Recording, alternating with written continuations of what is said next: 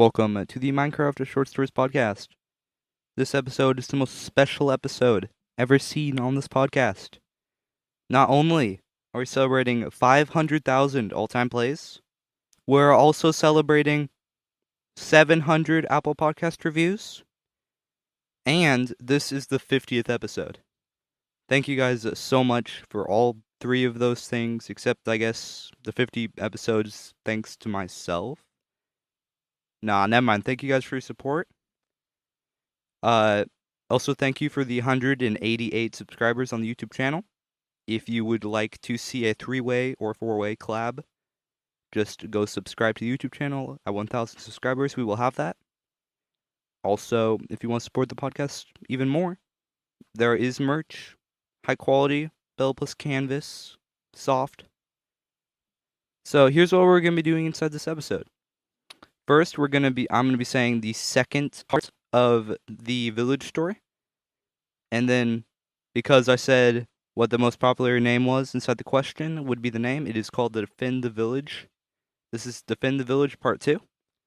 We'll also be hearing a story by Zachariah, sent in through my website, minecraftshortstories.com.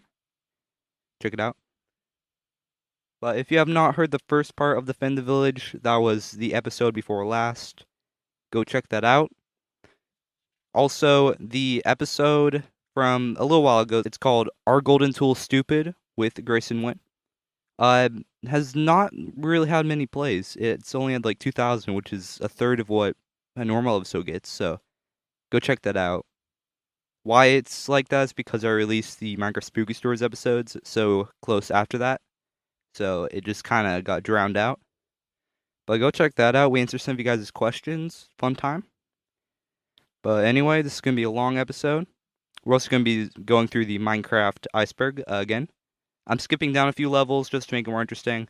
You guys already know about nether portals and ocelots scaring creepers and all that. So look out for that. That's at the end, but after both the stories.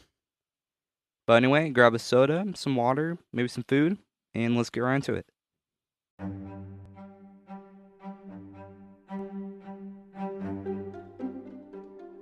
Defend the Village, Part 2. The Ravagers came first. 4 of them blasted through the trees on the slope, scattering saplings, leaves, logs, and even a few apples upon Steve and the Iron Golem. Steve swiftly let an arrow fly and watched as it impaled itself into one of the hulking beasts, without even catching its attention. The Ravagers were about halfway down the slope, without an appearance from any other pillagers. They must be waiting for the Ravagers to finish their work. Steve knew how long. The Ravagers would easily smash through their barricade, and then the village. Just as another arrow whizzed towards the Ravager, they and another activated a tripwire. The ground fell away beneath them. Unfortunately, the trap was designed for zombies and skeletons, so only the back feet of the Ravagers were caught. Luckily, it still worked out. The trap knocked the Ravagers off balance and they went tumbling down the slope, bouncing off bumps and knocking down trees. They landed stunned, and the Iron Golem made quick work of them. The 2 remaining Ravagers stopped their rampage momentarily and watched the downfall of their brethren. Steve tried to bring them closer with some shots from his bow. Theirs were shrugged off. Deciding upon a course of action, they began their rampage again, this time avoiding Steve and the Iron Golem, and heading straight towards the village. Thinking fast, Steve manually activated one of the traps in the Ravager's path at the right moment. TNT exploded with a deafening boom, sending dirt, stone, and Ravagers flying. As the Ravagers thudded to the ground, and the Iron Golem clanked over to them, Steve looked up the hill and saw the rest of the pillagers, witches, illagers, and vindicators all glowering down at him, loading crossbows and readying potions. The Ravagers were merely a warm-up. The real raid was about to begin. Potions of poison, weakness, and harm rained down on Steve and the Iron Golem. Steve held his shield above his head and was spared from the effects. The Iron Golem, due to being metal, was immune to poison and weakness, but Steve could see a look in concern as it dodged harming potions. Well, as concerned as an Iron Golem could look. A witch toppled down the slope from a well-shot arrow.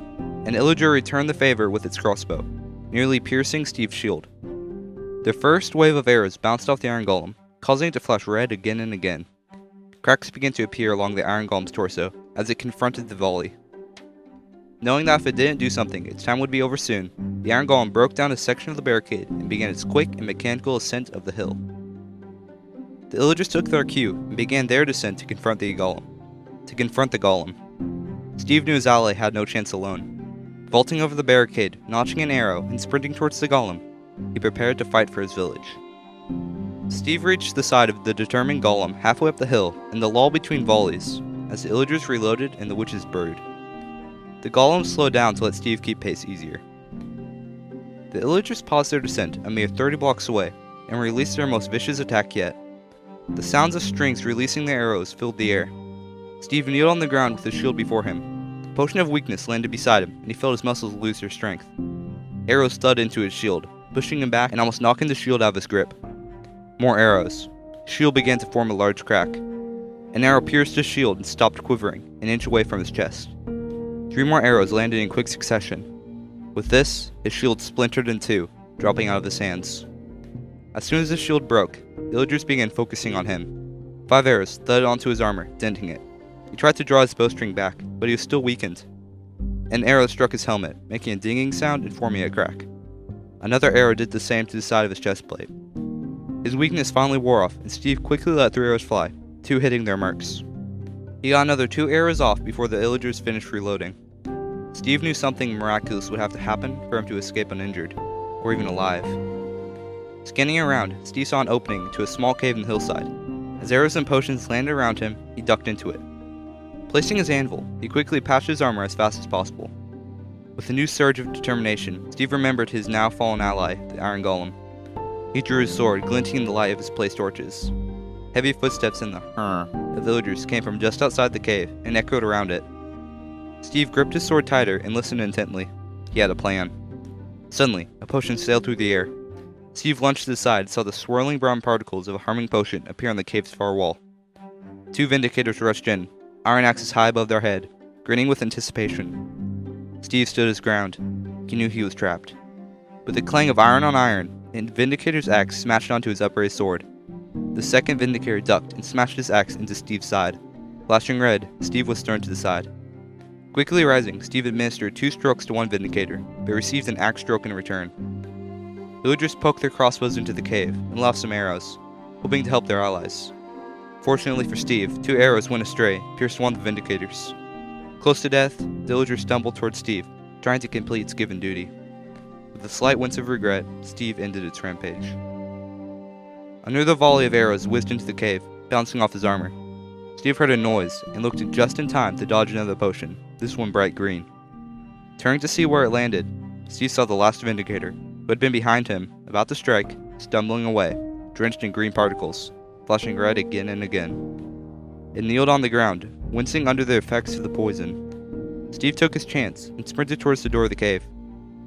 He pushed through and struck the surprised group of witches and pillagers reloading outside it. He knew exactly where to go. He kept on sprinting, hearing and feeling arrows hitting his back and the ground around him. He turned. It was working. They were following him. Hoping he was far enough ahead, he stopped and quickly drew his bow, notched an arrow, and took out a witch about to launch a potion of weakness. The villagers were right on his trail, enraged, wanting nothing but his death. He was very close to the spot. Stopping momentarily, he shot off another few arrows, just to make sure they wouldn't stop following him. He was headed towards the village, and the villagers were more than happy to follow him that way. Steve had reached his destination. Sprinting out of sight behind the rise of the slope, he kneeled on the ground, preparing to make the shot. As the villagers reached the section of the hill he had just run over, he let loose an arrow. It soared over the slope, causing the villagers to duck, and impaled itself into a wooden button. Almost instantly, TNT blew up the hillside, raining debris all over Steve and leaving him with a ringing sound in his ears. He peeked his head out. All the villagers were gone in the explosion, that left a giant scar across the grassy slope. The village was saved. Steve hurried over to the bell in the center of his village and rang it loudly to signal victory. Villagers peeked their heads out and started to cheer. They were safe, and the village was saved. Steve only stayed long enough to share his story of how the raid was defeated, then rushed off with more urgent matter on his mind. He had to find his ally, the Iron Golem, to see if there was any chance of repair. Finding the spot where Steve had last seen them, he began to search. Nothing. Then he heard the quiet clanking of metal from over a rise. When he got there, he found his ally cracked and on the ground. As he approached, the golem moved its arm slightly, so he knew he was alive. Taking some extra iron from his inventory, Steve began to repair the golem. Soon it was able to stand, and they began their walk back to the village, knowing the village was safe for a little longer. The end.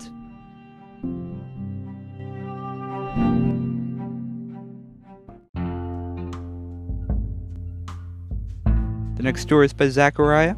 Hope you're having fun in Georgia, Zachariah. It is called The Sniffer. The light of the sun brushed the roofs of the village. All of a sudden, the village came to life.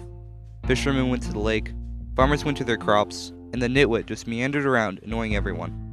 Hannah opened her doors to a typical calm morning and opened the shop. Unlike the villagers, who sold fish, wheat, and whatnot, Hannah sold flowers. When she first started, she did not expect to have much success in the place where everyone was only interested in emeralds and their own loot. But the villagers were fascinated by her ware. She had tulips and daisies and roses, of course, but the flower that the village was most captivated by was the torch flower. The flower was new to their eyes, and its exotic appearance and beauty made everyone make room in their schedule to stop by to strike a bargain. It brought joy to Hannah's heart to see the villagers walk away gazing at their new torch flower. Even the nitwit was seen occasionally staring at the store's flowers from a distance. Hannah opened the chest, pulled out a pot, and potted another plant. She grinned as she looked at her new item, the pitcher plant. The new plant was blue and purple with a bulge at the bottom of the bloom and a cup-like opening at the top. This was sure to draw attention.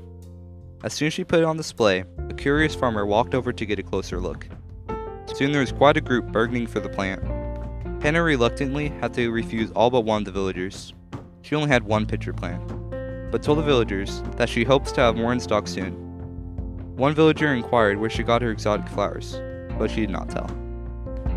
Business went on throughout the day, selling torch flowers and daisies and the like, until it became time to close. Hannah put everything away and went to her small house. However, she did not go to sleep. She grabbed 10 loaves of bread, her set of leather armor, and a sword. A night's journey was ahead of her. She set off.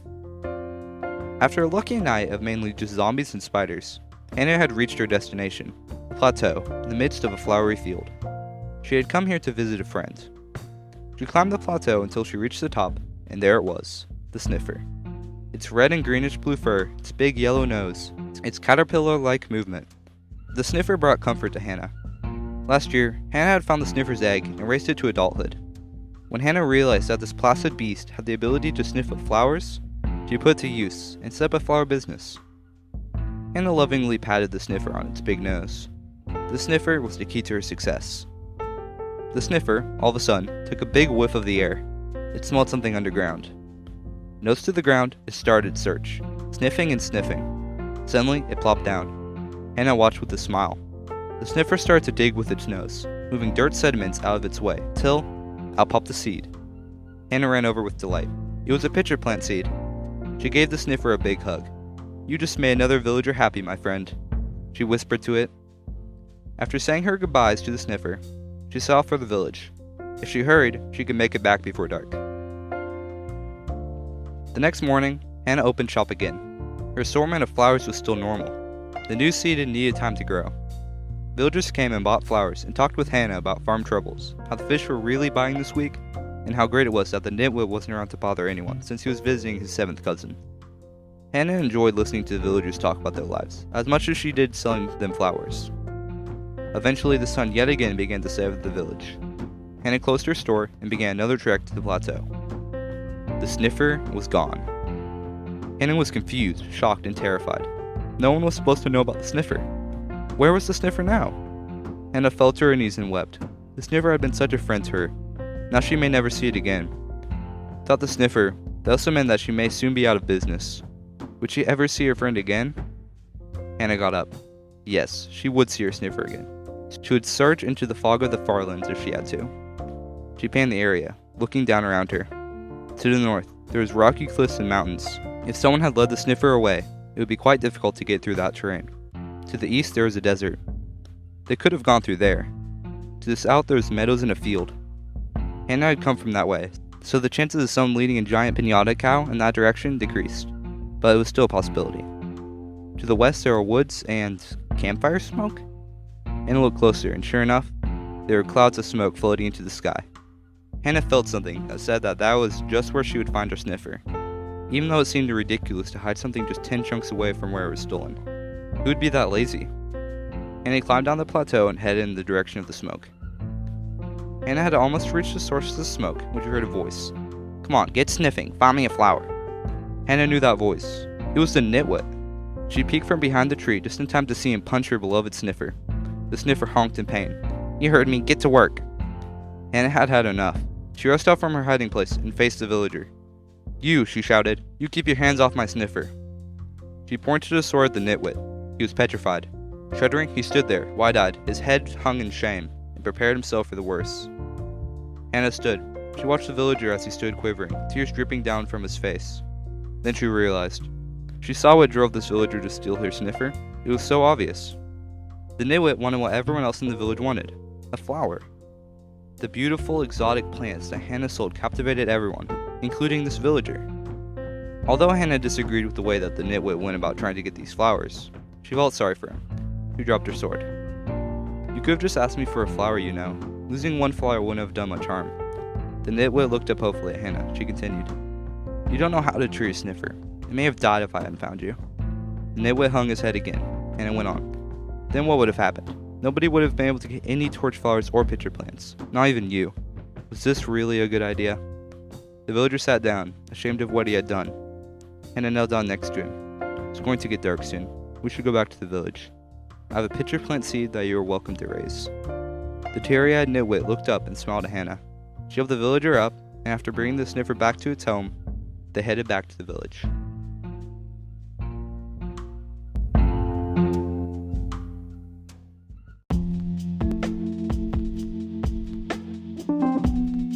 Thanks again to Zachariah for sending in his story. The next thing we're going to do is go through the Minecraft Iceberg by Probot. If you do not know what a Minecraft Iceberg is, an iceberg is a type of chart. At the tip of the iceberg is the most known things, nether portals, the nether, the end, all that. And at the bottom is the least known things. So I've skipped down to the 5th layer so then it can be more interesting. So we'll just go through it. I'll read the entry and then if I have any comment on it, I'll say. But thanks to Probot for making this. I'll have a link to the Minecraft Iceberg in the description, so if you want to check out the full thing, he linked an explanation document. This is what I'm using. So anyway, let's get into it. So the first entry is the gray tabby cat. In the Bedrock edition of the game, the texture file for a gray tabby cat exists. This texture is completely unused and cannot be spawned in the game. I saw the texture for this, and it looks like a normal cat, so I don't know why they're not using it. Maybe they thought there were too many, there's already 11, but it looked pretty completed. I don't know. Maybe they decided whenever they added cats, it wasn't 1.14, right? I don't think it was. That they just didn't want that. So, yeah. Also, here, I'll just take this time to clear something up. This isn't related to the iceberg, but a lot of people are talking about how Minecraft Spooky Stories is so fake and I can't believe you'd lie.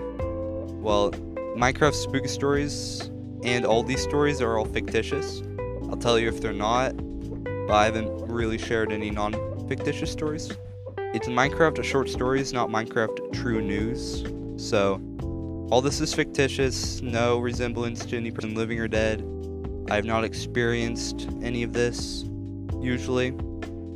So, yeah, it's not real. Okay, next one. Snooper, a feature Mojang used, and is still using, to collect data on users, either by the client or by server. It was first introduced on July 23, 2012, with the ability to opt out, but was disabled in 1.13 and removed entirely in 1.14 in order to comply with EU's GDPR privacy laws. Telemetry, via Snooper, was brought back in 1.18 however. The claimed reason was to find where the biggest problems in the game were, with no options to opt out. So this was a big controversy, I'm not gonna get into it. But, I mean, I can see why some people don't want Mojang knowing their chats, being able to monitor that, but it doesn't affect me.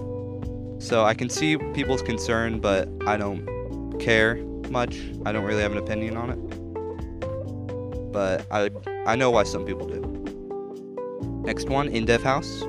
When players started up a map in the in-dev version of Minecraft, the spawn location was always in a 7x7 house made of mossy cobblestone, a block that couldn't be acquired naturally anywhere else. These houses contain chests filled with full stacks of every block and item in the game.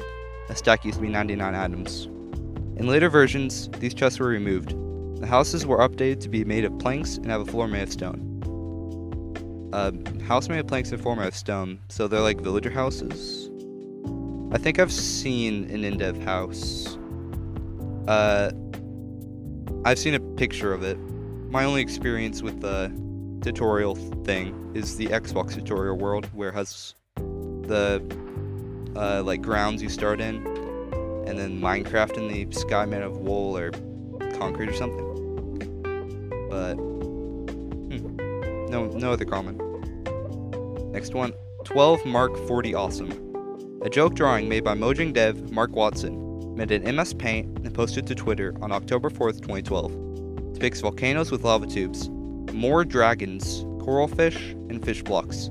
Coral and fish mobs were added to the game during Update Aquatic in Java 1.13.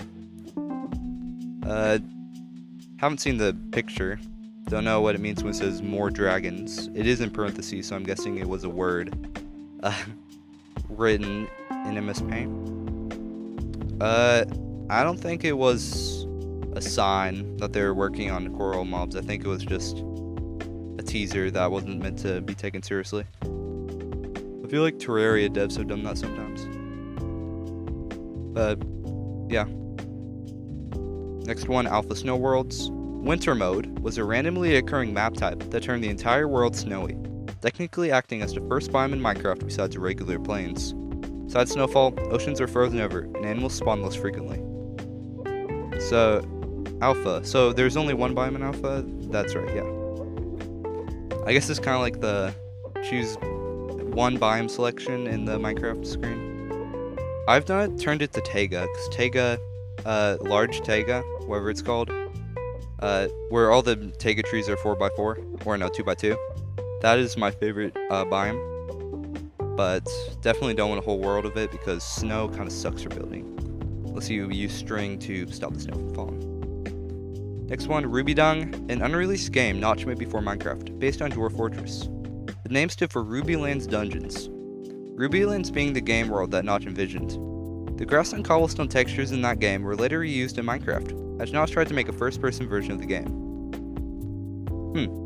I don't know why this one's so low. I feel like a lot of people know about the Ruby Dungeon. So, I've seen pictures of Ruby Dung. Ruby Dung. Look kind of scuffed. It did. And then isn't the grass texture... I don't think the grass texture is the same as Ruby Dung. That was for Alpha, wasn't it? The original cave game, that was the grass texture. So, the origins of Minecraft.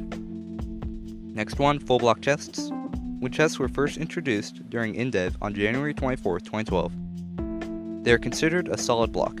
The block model was shrunk for beta 1.8 on September 9, 2011, as part of a chest update, which also included an opening animation, proper rotational placement, and generation in mineshafts and strongholds. So, I guess they just didn't make them a solid block anymore, because you can waterlog them, and they haven't been a solid block for a while, it appears. So I guess it was just block you right click on and then it goes to the chest UI. Pretty cool. Next one, MATTIS crafting menu.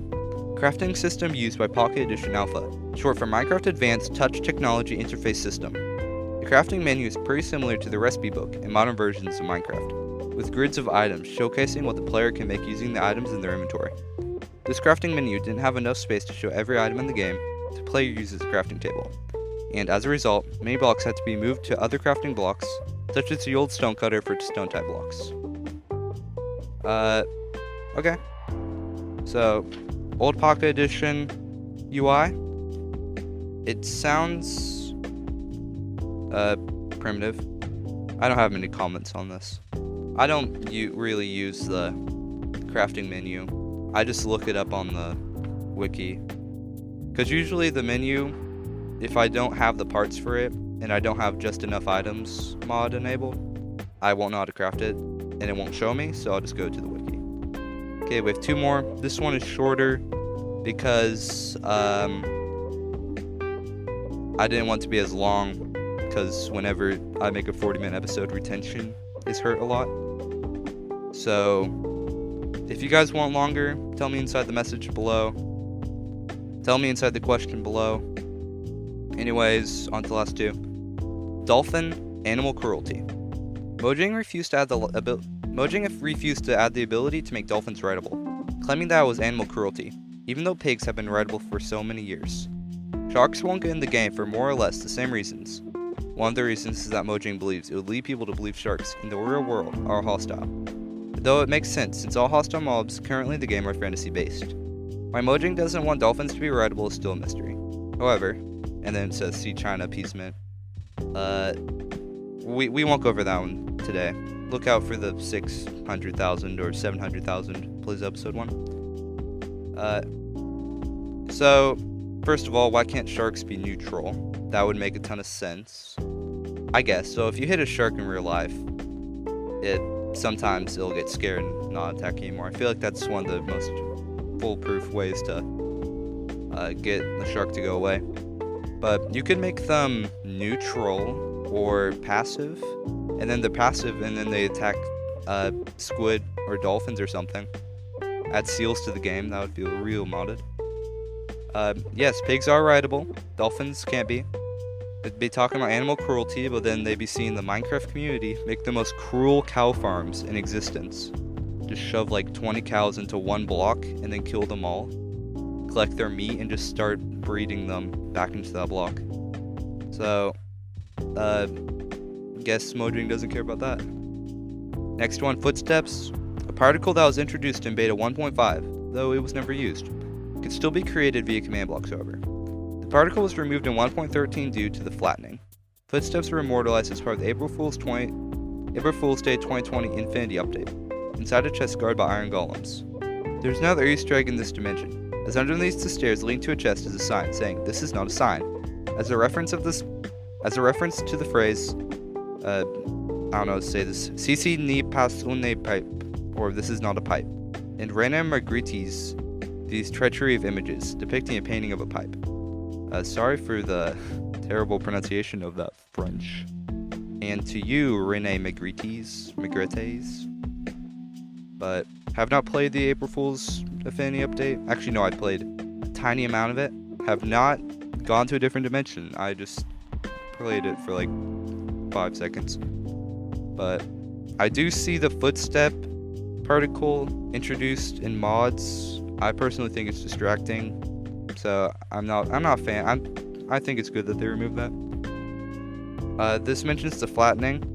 I'm guessing that's where they scrap some unused textures from the game's code to, I guess, make it run better or be smaller. I don't know what the flattening is. I'm just guessing that's what it is. But an interesting piece of Minecraft trivia. Anyways, I hope you guys liked this episode. Thank you guys so much for the support. Could not have done this without you. Anyway, I'll see you guys inside the next episode.